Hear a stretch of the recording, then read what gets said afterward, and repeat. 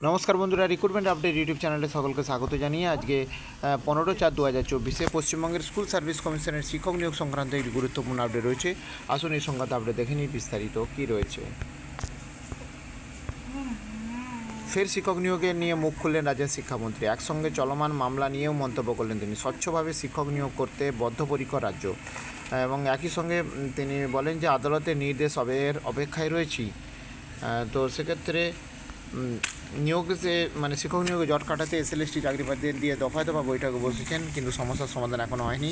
যদিও শিক্ষামন্ত্রী মনে করছেন যে আদালতের নির্দেশের পরেই জট কেটে যাবে। তিনি বলেন, আমরা কিছুদিন আগে প্রায় 10,000 প্রাথমিক শিক্ষক নিয়োগ করেছি, যদিও সেটা নিয়ে মিডিয়ায় তেমন আলোচনা হচ্ছে না। আসলে নিয়োগটি হয়েছিল একেবারে স্বচ্ছ এবং তাছাড়া ভোট মিললেই আমরা আরও 2,000 শূন্য পদে নিয়োগের জন্য প্রাথমিকের প্যানেল ছাড়ব। আর এসএসসির ক্ষেত্রে আমার মনে হয় আদালতে খুব তাড়াতাড়ি রায় দিয়ে দেবে, জটও খুব তাড়াতাড়ি খুলে যাবে। এবং নিয়োগ দুর্নীতি প্রশ্নে তিনি বলেন, আমি যেটা বলতে পারি তা হলো, আমি মনে করি যে এসএসসি বা প্রাথমিক শিক্ষা পর্ষদ ইচ্ছাকৃত কোনো দুর্নীতি করেনি, ভবিষ্যতে করেও না।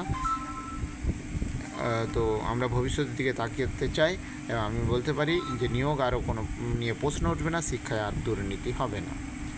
তো যাও দেখা যাক কী হয়। আরও আপডেটগুলো অবশ্যই শেয়ার করবো, সঙ্গে থাকবেন এবং চ্যানেলটা সাবস্ক্রাইব করে নেবেন। ধন্যবাদ।